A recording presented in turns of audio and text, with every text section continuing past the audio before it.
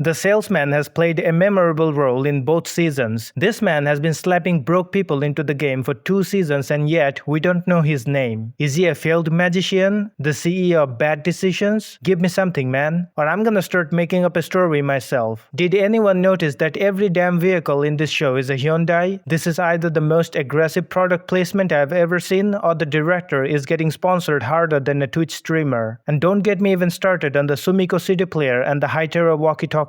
Was that a part of their sponsorship strategy? Sang-gi-han was out there building an arsenal like John Wick, but let's talk about the real mystery. My dude had a tracker in his neck and he was being monitored harder than my browsing history after one questionable Google search. The Dakchi player was stalking him 24/7, but somehow Sang-gi-han turned into a Rambo in his free time? Make it make sense, buddy. Let's talk about No Yul's car. That thing looked fresh to me. Was that a drug-fueled accident, self-harm, or did she piss off the wrong person? Because that mark is screaming trauma with a backstory and I need answers. Did No Yul recognize Sang-gi-han inside the Squid Game compound? Because they have seen each other in the office of that immigration broker before participating in the competition. Or did she just casually forget the man who has been looking like a traumatized tomato after season 1? According to the story, In-ho gave his kidney to his brother Detective Junho when In-ho's wife also needed a kidney during her pregnancy. As a consequence, his wife dies in the ICU. Now I have a couple of questions. What exactly happened to In-ho's wife? Why did Junho need a kidney? Who gave the frontman a new kidney in the aftermath? Is there any way he took the kidney of any dead participant after becoming the frontman? If he really gave his kidney to his brother Junho back in the past, how did he manage to win the Squid Game competition with only one kidney? With one functional kidney, your body is going to run at 50% efficiency. These ex-special forces were shown to be using the motel of Sang-gi-han for shooting practice. Now I have a question. This guy's basically received no noise complaint from the neighbors around the building. It seems like South Korea has got the chillest landlords unlike the ones in America. This iconic jazz toy was also there in season 1. In both seasons, the frontman played the jazz toy right after the first kills in the red light green light challenge. Now I have a question. Where did the toy come from? Did he purchase that thing as a symbol of something? Or was it a gift from his late wife? I need a backstory or I'm gonna make up a story myself. Every participant in the Squid Game compound was stripped of everything including as simple as their shoes and watches. Now how the hell on earth baby Thanos managed to sneak in his drugs in the locket? The Pinkers didn't realize anything during the checkups? This dude literally managed to get in with the Breaking Bad starter package.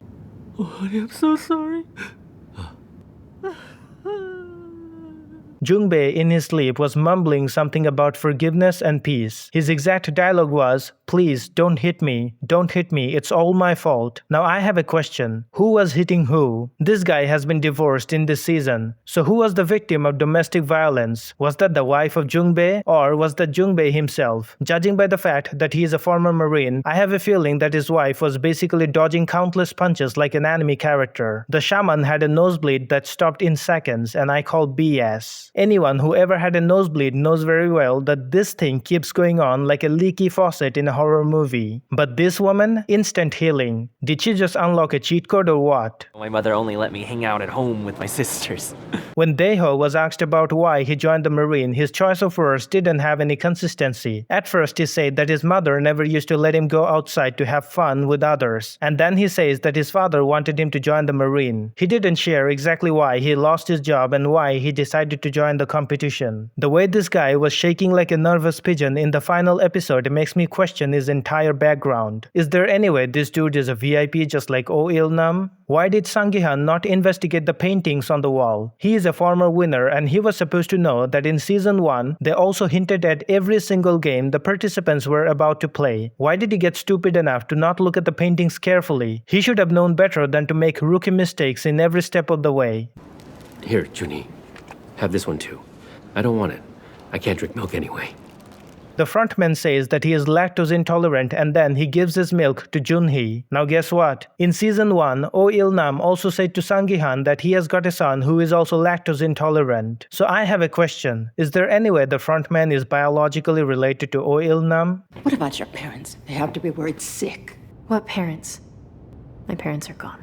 In the end of episode 5, when Junhee was asked about her parents, she basically says that her parents are gone. She had a flare of anger and disappointment on her face while saying that. Now I have a question. Is there any way she was kicked out of her home after getting pregnant? Because as an Asian country, South Korean people have got this belief that it is very unholy for a woman to get pregnant before marriage or without marriage. Look at the number on the ship of Captain Park. It says 122. And guess what? In season 1, you can also get to notice a player numbered as 122 who won the Squid Game competition many years ago. Now we all know that this dude was working for the Frontman, distracting the team of Detective Junho. So is there any way Captain Park is a former winner of the Squid Game competition? In the Ox Game Challenge, the Frontman was left behind, and after the second round, he turns out to be alive. Now I have a question. Did he actually manage to form a team of 4 members to fulfill the requirement, or did he just cheat on the competition to stay alive? Because no one is allowed to shoot the Frontman, meaning he can easily cheat in the game and get away with that. This dude has got one of the most iconic serial numbers, 007, but he was never shown to be involved in any kind of heroic activity. At first, he was shown to be abandoning his mother, and then he didn't get involved in the final gunfight. Now I have a question. Is he always going to stay like a mommy's little prince, or he will do something in season 3? In episode 6, the team members of Junho get to find out a secret hatch on an island which blows up after one of the team members pushed it open. Now, is that really the island where the Squid Game is really hosted, or this is just a distraction to slow down anyone who tries to find out the actual island? Where did the Frontman get that stain of 5 fingers on his jacket? I never saw anyone touching the Frontman on his shoulder with a bloody hand. Gyeong-suk had a daughter named Nayan who was afflicted with cancer. He was shot into his upper chest by a backup soldier. Now I have a question. Was he really killed, or it was just a flesh wound? Because this triangle guard might turn out to be No-Yul, the former colleague of Gyeong-suk. You can also get to see No-Yul in a recent picture standing outside the Squid Game compound, which is absolutely not allowed. Does it mean that she has been able to save Gyeong-suk in the end? Also, is there any way she is going to team up with Detective Junho in season 3?